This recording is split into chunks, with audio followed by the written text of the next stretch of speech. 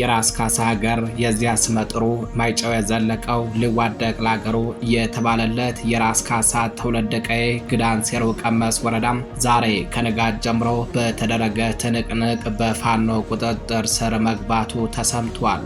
የወረዳው ዋና መቀመጫ የሆነችው ሙጃ ከተማ ላይ በተደረገ ተጋድሎ በርካታ ያገዛዙ ወታደሮች ልክ እንደደረቀ ዛፍ ቅጠል መርገፋቸው ተሰምቷል። መረጃውን በዝርዝር ይዘነዋል። ያሰፋ ባት ሀገር ለምለሚቷ ሳንቃ አላራምዳለው የአብይን ሰራዊት የፋኖ መትረጌስ የብሬኑ ላንቃ የተባለላት ውቢቷ ሳንቃ ከተማም ሙሽሮቿን ተቀብላ ሽርጉድ እያለች ነው። የእጁ ገነት ወልዲያ ደግሞ እየተሽኮረመመች ነው።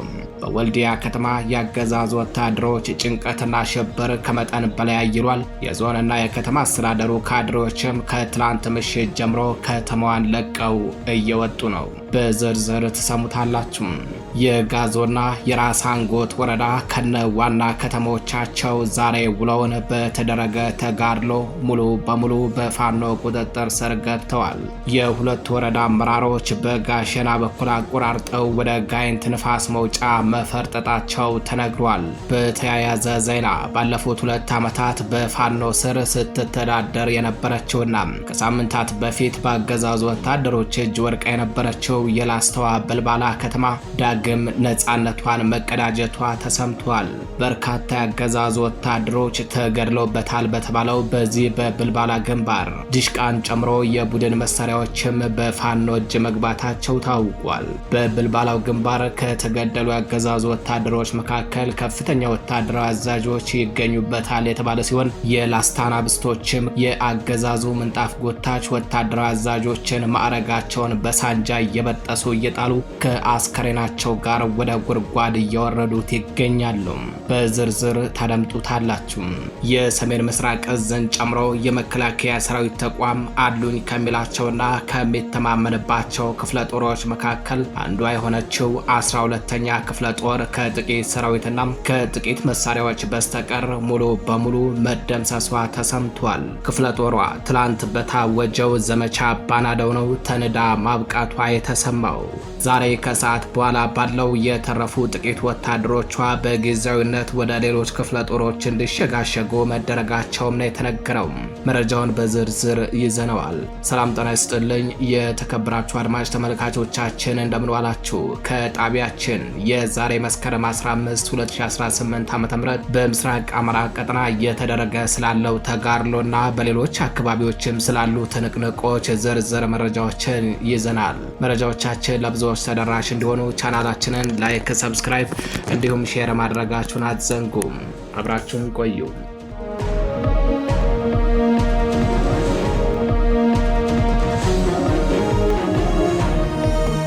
ቀዳሚ ወዳደረግነው መረጃችን አለፍን። የወሎ ተራራ በደም ተነከረም፣ አሳረኛው ፋኖ መጣ እየፎከረ ተብሏል። በወሎ ቤት አማራ ምድር የአማራ ፋኖ ብሔራዊ ኃይል ምስራቅ አማራ ቀጠና ምኒልክ ዕዝ ትላንት መስከረም 14 2018 ዓ.ም ከንጋት ጀምሮ ባወጀው ዘመቻ አርበኛ ደማሊ ዛሬም ተቀጣጥሎ ቀጥሎ መዋሉ ነው የተነገረው።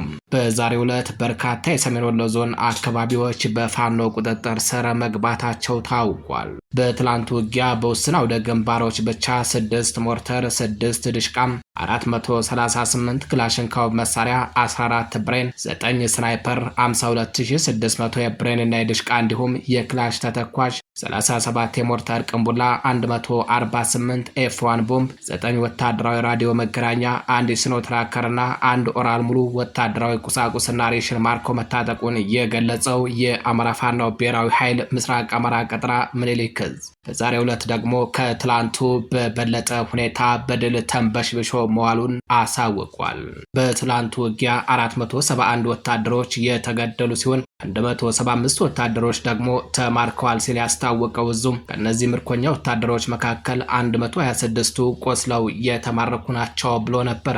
በዛሬው ውጊያ ደግሞ የትላንቱን በሚያስከነዳ መልኩ በርካታ ቁጥር ያላቸው ያገዛዙ ወታደሮች ልክ እንደደረቀ ዛፍ ቅጠል ረግፈዋል። በለስ የቀናቸው የእናት አባቶቻቸው ምርቃት የሰመረላቸው ደግሞ እጃቸውን ለፋኖ ሰጥተው ሕይወታቸውን ማትረፋቸው ታውቋል።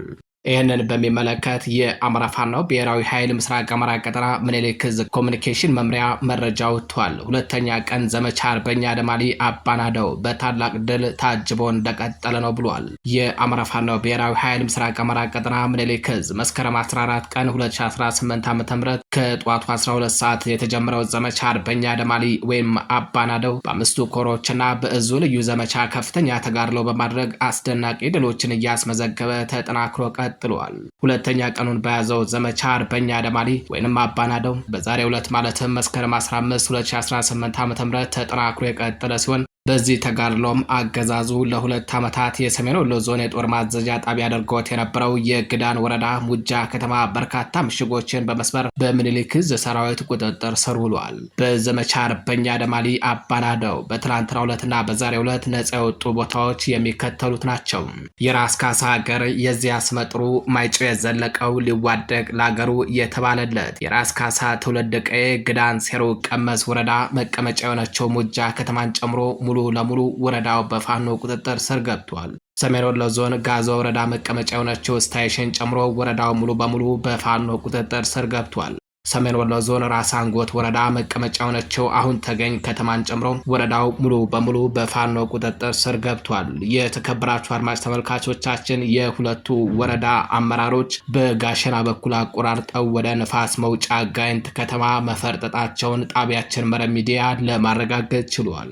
የሰሜን ወሎ ዞን ዳውንት ወረዳ ዋና መቀመጫ የሆነችው ኩርባ ከተማን ጨምሮ ወረዳው በፋኖ ቁጥጥር ስር መግባቱ ታውቋል። የሰሜን ወሎ ዞን ዋርላ ወረዳ ከኮን ከተማ ውጭ ያለው ሙሉ በሙሉ በፋኖ ቁጥጥር ስር የገባ ሲሆን በሰሜን ወሎ ዞን መቄት ወረዳ ከፍላቄት ገረገራ ከተማ ውጭ ያለው ወረዳው ሙሉ በሙሉ በፋኖ ቁጥጥር ስር መግባቱ ነው ኮሚኒኬሽን መምሪያ ሳወቀው። ፍላቄትና ገረገራ ከተማ ላይም ከባድ ትንቅንቅ እየተደረገ መሆኑ ተሰምቷል። ውጊያውና ትንቅንቁ አሁንም እንደቀጠለ ነው። ከመረጃው ብዛት የተነሳ ቁጥሩን ለመመዝገብ ተቸግረናል ያለው ኮሚኒኬሽን መምሪያው ዝርዝር መረጃዎችን በቀጣይ እናሳውቃለን ሲል ገልጿል። ወደ ሌላኛው መረጃችን አለፍን። ሰሜን ምስራቅ ዕዝን ጨምሮ የመከላከያ ሰራዊት ተቋም አሉኝ ከሚላቸውና ከሚተማመንባቸው ክፍለ ጦሮች መካከል አንዷ የሆነችው 12ኛ ክፍለ ጦር ከጥቂት ሰራዊትና መሳሪያዎች በስተቀር ሙሉ በሙሉ መደምሰሷ ተሰምቷል። ክፍለ ጦሯ በሰሜን ወሎ ዞን ከላሊበላ እስከ ኩልመስክ ከግዳን እስከ ሳንቃ እንዲሁም ከወልዲያ እስከ ፀሐይ መውጫ እየተወረወረች እንድታጠቃ በሚል በቂ በሆነ የሰው ኃይልና የጦር መሳሪያ ተደራጅታ ነበር የተባለ ሲሆን ነገር ግን ዘመቻ አባናደው ተንዳ ማብቃቷን የመረብ ሚዲያ የግንባር ዘጋቢዎች ለማረጋገጥ ችለዋል። ክፍለ ጦሯ ከዚህ ቀደም በብልባላና በላሊበላ ከተማ ዙሪያ በአማራ ፋኖ ብሔራዊ ኃይል ምኒልክ ዕዝ ላስታ ሳምነው ኮር ሰራዊት ጋር ባደረገችው ውጊያ ከፍተኛ የሆነ የሰብአዊና ቁሳዊ ኪሳራ አስተናግዳ የነበረ ቢሆንም በላስታ ናብስቶች በተገደሉባትና በተማረኩባት ወታደሮች ምትክ ከሌሎች ክፍለ ጦሮች የተውጣጡ ወታደሮች ተተክተውላት ዳግም የክፍለ ጦር ቁመናን ይዛ ነበር ተብሏል። ትናንት በታወጀው ዘመቻ አባናደው ግን ግብአተ መሬቷ መፈጸሙ የታወቀ ሲሆን የቀሩ ጥቂት ወታደሮቿ በጊዜያዊ ወደ ሌሎች ክፍለ ጦሮች እንዲሸጋሸጉ ተደርጓል ተብሏል። በሌላኛው መረጃችን ያሰፋ ባታ ሀገር ለምለሚቱ ሳንቃ አላራምዳለው የአብይን ሰራዊት የፋናው መትረጌስ የብሬኑ ላንቃ በተባለባት ውቤቷ ሳንቃ ከተማ ሙሽሮቿን ተቀብላ ሽርጉድ ስትል ከሳንቃ ከተማ በቅርብ ርቀት ያለችው የእጁ ገነት ወልዲያ ደግሞ እየተሽኮረመመች ነው። በከተማው ያገዛዙ ወታደሮች ጭንቀትና ሽብር ከመጠን በላይ ይሏል። የሚይዙት የሚጨበጡትን አጥተዋል። የዞንና የከተማ አስተዳደሩ ካድሬዎች ከትላንት ምሽት ጀምሮ ከተማዋን ለቀው እየወጡ ነው። የፋኖ ግስጋሴም ራቴን ወልዲያ ከተማ እበላለው እያለ ይገኛል። እንጀራው ወልዲያ እየተጋገረ ወጡ ጉባ ላፍቶ ይሸተኝ ጀመረ ነው ነገሩ። የተከበራችሁ አድማጭ ተመልካቾቻችን ጉንፋን አሞኛል። ለተፈጠረው የድምፅ ብልሽት ከወዲሁ ይቅርታ እየጠየቅን መረጃዎቻችን ለብዙዎች ተደራሽ እንዲሆኑ ቻናሉን ላይክ፣ ሰብስክራይብ እንዲሁም ሼር ማድረጋችሁን አዘንጉም። በሌሎች መረጃዎች እስከምንገናኝ ቸር ቆዩም።